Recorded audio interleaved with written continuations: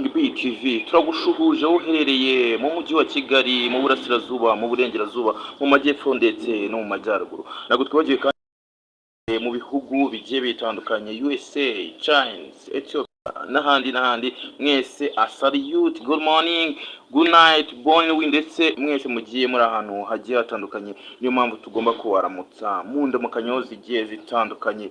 Aha rero ni umunsi mwiza cyane cyangwa se ni igitondo cyiza, it's weekend, akaba umwanya rero tugiye kuba tugenda tugaruka ku nkuru zagiye zicaracara cyangwa se ku nkuru ziba zaragiye ziranga i weekend, cyane cyane inkuru z'ibyamamare cyangwa se inkuru z'abastari. Ubu se turanzikiraho amakuru tuyatangire kuko nago byoroshye. Ni inkuru nyinshi cyane zirimo ziravugisha abantu, ni inkuru nyinshi cyane mu myidagaduro ni saga nyinshi cyane mwagiye mubona byinshi cyane. Iki cyumweru cyabaye icy'inkuru nyinshi nziza zibabaje ndetse n'inkuru zigiye zisekeje, ariko nanavuga ngira ngo mwabonye umubebi witwa Uwase Jashira, reka tube ari naho duhita tunahera. Mu minsi yashize rero yagaragaye arimo arashyingura impeta yatandukanye umugabo wari waramutereye ivi, hanyuma rero biza gukurikirwa na saga nyinshi cyane, atumira abantu benshi, abanyamakuru benshi, abayutubers benshi arabatumira, ubundi baraza n'amamikoro, baraza n'amakamera, araza atanga ikiganiro, aza gukoramo ibigize icyaha kandi yari afite last warning yari yarahawe n'ubugenzacyaha cyangwa se na RIB. ubundi rero RIB iza kugira gutya iba iramucakiye rero, nk'uko mwagiye mubibona cyangwa se natwe twagiye tubibona, nk'uko twagiye tubigarukaho muri video nyinshi zigiye zitandukanye. RIB yaje kuba yamucakira, ubundi imuta mu mvuto wa mugana w'abarundi, ubu ari mu maboko ataraye, nk'uko tugenda tubikesha umuvugizi mukuru w'urwego rw'ubugenzacyaha RIB Murangira Blitieri yagiye abitangaza. Urumva ko nyuma yo kuba bitangaje nta kindi twarenzaho cyangwa se nta yindi nkuru twari gushaka yemeza ko Jackie afunze. Rero akaba ubungubu nk'uko byagiye bitangazwa yarafungiye muri gereza cyangwa se kuri sitasiyo ya RIB ya Gikondo. Guys, ni inkuru nyinshi cyane rero nyuma y'uko Jackie rero Uwase ashyizwe muri gereza cyangwa se afunzwe. Ni inkuru ziri kuvugwaho n'abantu benshi. Nabonye n'umuntu witwa Kamaro ajya yita ngo ni byose bye ngo ni anko we, arimo aravuga ati ngiye rwose uriya mukobwa nayo namubujije, namubwiye ati wigerageza gukora ubugoryi bwo kugira ngo ukore ikiganiro cyangwa se ujye imbere y'itangazamakuru ujye kuvuga ibyo n'uriya mugabo, kubera ko ndakuzi umujinya wawe, ndazi ukuntu uteye, biribuze gutuma uvuga nabi, gerageza ubyihorere. Aramwinginga nk'uko koko Kamaro rero yagiye abitangaza cyangwa se yagiye abigarukaho ku mbuga nkoranyambaga zigiye zitandukanye. Jackie rero ni umukobwa koko bisa nkaho atumva cyangwa se atajya yumva, atajya anumvira, kubera ko na RIB ubwayo yagize ati twamuhaye last warning mu mwaka ushize nk'iki gihe, twaramubujije, twari twaramwihanangirije mu mwaka ushize nk'iki gihe, nabwo yarakurikiranywe arahabuzwa, agirwa inama, turamuganiriza, ariko birangira yanze kumva. Ntabwo byagarukiyeho rero. Mbere y'uko Jackie afatwa yagiye ku itangazamakuru n'ubundi aravuga ati bariya nibo baganga banjye, nibo banganiriza, ati ntabwo ari bwo bwa mbere ngiyeyo nkagaruka, ntabwo ari bwo bwa kabiri ngiyeyo nkagaruka. Bivuze ngo iki rero bishobore kuba ari bya bindi bya niko byahoze yokeje umusere niko byahoze yokeje umuserebanya, kubera ko we yumvaga ko ari bya bindi nyine, kuko urumva niba yarabaye mbere y'uko afatwa we yaravuze ati ariko njyewe ntago nakwigira nka babandi bavuze ngo ntago twakwitaba ubugenzacyaha, ntago twakwitaba RIB. we yaravuze ati njye nzayitaba, gusa si ubwa mbere ngiyeyo, si n'ubwa kabiri, si n'ubwa gatatu, ati bariya nibo baganga banjye bo mu mutwe, nibo banganiriza iyo mfite ikibazo, iyo mfite depression, RIB niyo inganiriza. Rero ntabwo iyo nkuru ya Jackie ikomeje no kuvugisha abantu benshi cyane. Nabonye Scovia, umutesi Scovia nawe nabonye yagize icyo abivugaho, aravuga ati ngewe rwose Murangira yamemukiye, buriya ntabwo Jackie yarakwiye gufungwa, ntabwo Jackie yarakwiye gutwarwa ntabwo yarakwiye gukurikirana ngo ajye gufungwa, ahubwo yakajyanwa igitagata ngo kuko ntabwo Jackie, ubundi Jackie ukuntu abantu babibona bavuga ko afite ikibazo cyo mu mutwe cyangwa se afite ihungabana irenze ukwemera, kubera ko nk'abantu bakurikirana ibikorwa bye, bakurikirana ibintu akora, mugenda mubibona, ni wa muntu ushobora kugirwa inama uyu munsi, kubuzwa ikintu uyu munsi, ariko ejo akongera akagikorera icyo ameze nk'abana bato cyane b'impinja.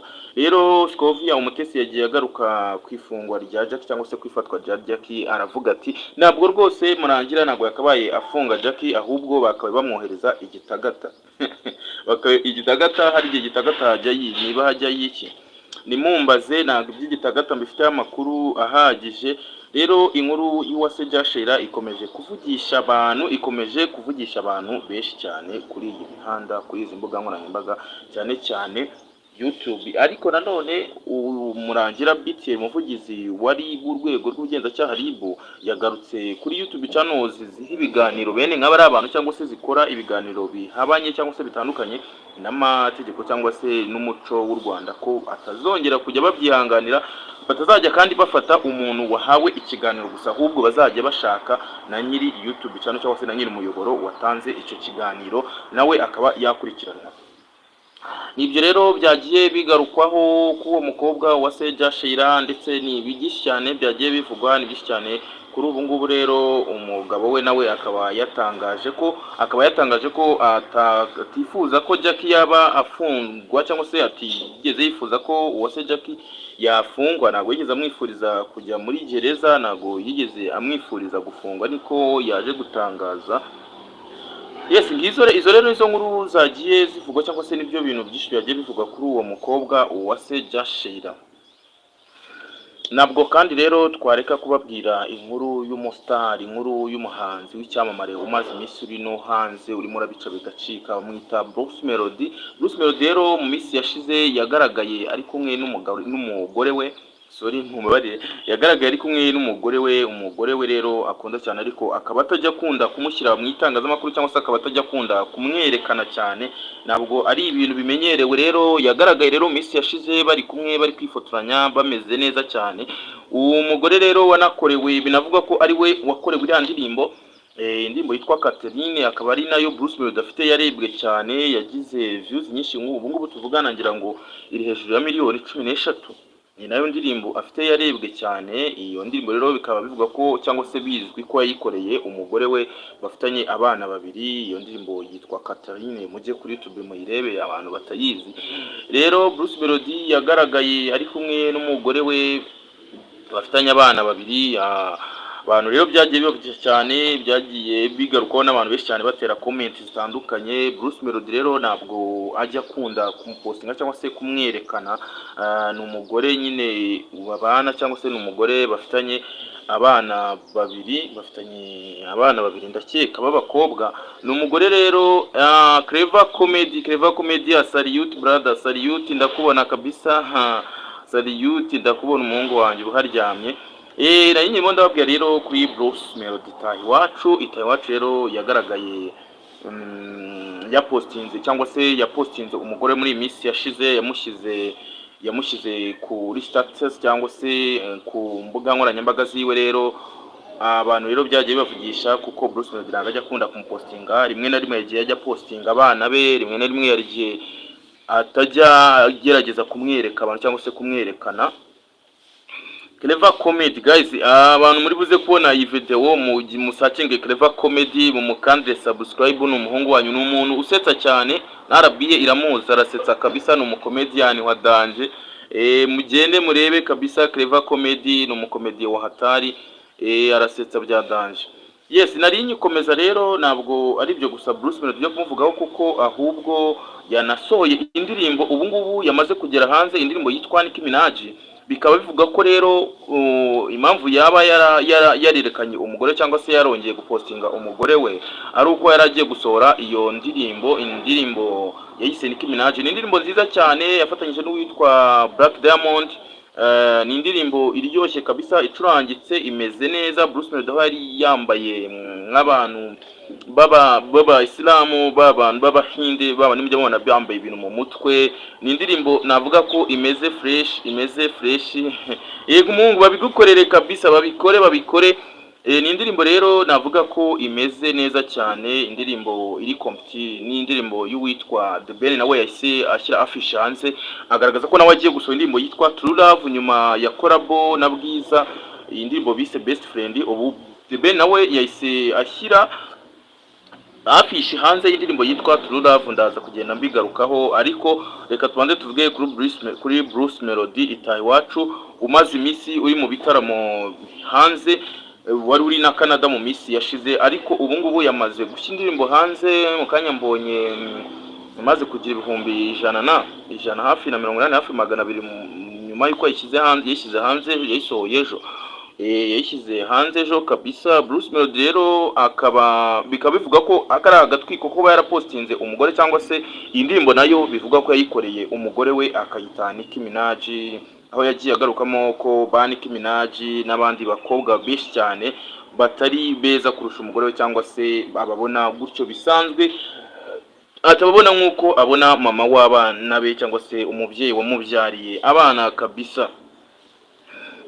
Nari nyibibabwira rero, twari tukibivugaho rero, umuhanzi nawe witwa Mugisha Benjamin nawe yashyize afishe hanze nyuma y'indirimbo imaze iminsi ica ibintu, korabo yakoranye n'umukobwa witwa Bwiza Emerance, cyangwa se Bwiza Emerance kabisa, bakoranye indirimbo yitwa Best Friend. Muri iminsi imaze iminsi irimo kubikora, ariko iyo ndirimbo ikaba ari y'umukobwa nyine witwa Emerance Bwiza. Bruce The Ben nawe rero yahise ashyira afishe hanze, yashyize afishe hanze kabisa, atangaza ko agiye gushyira hanze iyo ndirimbo. Mugende murebe ku stats, abantu bafite contact z'abantu mukurikira abafani ze, mugende murebe, bayita True Love kabisa. Nabonye ari afishe nziza, iyi ndirimbo ye ishobora kuzaba imeze neza nayo.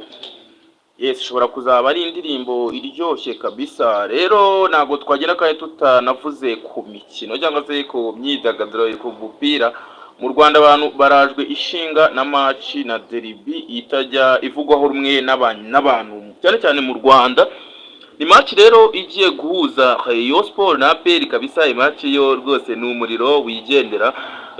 Abantu mufana nababwira iki, muzagende mwihere amaso, muzagende mwirebe. Nge nzabumva kuri radio, nge ntago nyapfana imipira, ariko bose nzabafana ariko by'umwihariko Rayon Sport gikundiro. Rayon Sport rero nabonye yanavugishije abantu cyane, n'uwitwa Ismail Mwanafunze nawe nabonye yayikozeho icyegeranyo, abitwa Babushari nabonye bayikoreye challenge.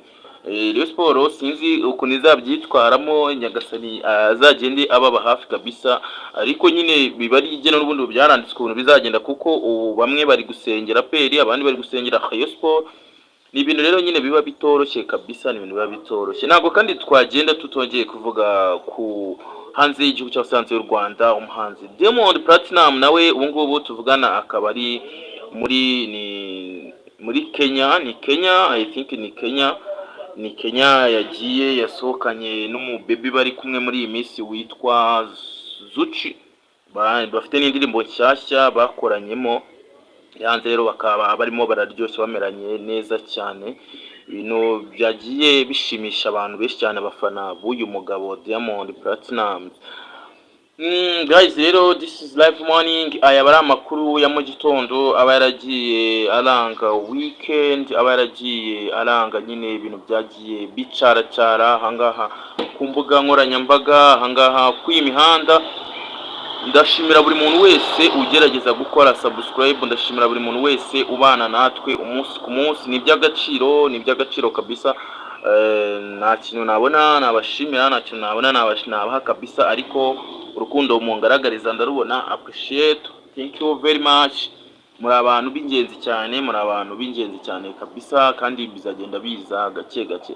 I promise you today nshobora kujya gukora ikiganiro gukorana n'umuntu witwa Ira, ufite YouTube channel yitwa Ira TV Show. Mujye mumukande subscribe, nawe bamwita Ira TV Show, umukobwa wa Kasamutwe. Nawe arasetsa cyane, akora ibiganiro bisekeje, nyine no mupaparaza, ariko wari n'umukomediye. Guys, rero ndabashimiye, ariko nago nagena none nababwiye inkuru nziza. Ndi ukeneye services za social media, gufunguza YouTube channel, kwamamaza ibyo ukora, ndetse n'ibindi bintu na services nyinshi zigiye zitandukanye zirimo guhuza abakozi n'abakoresha.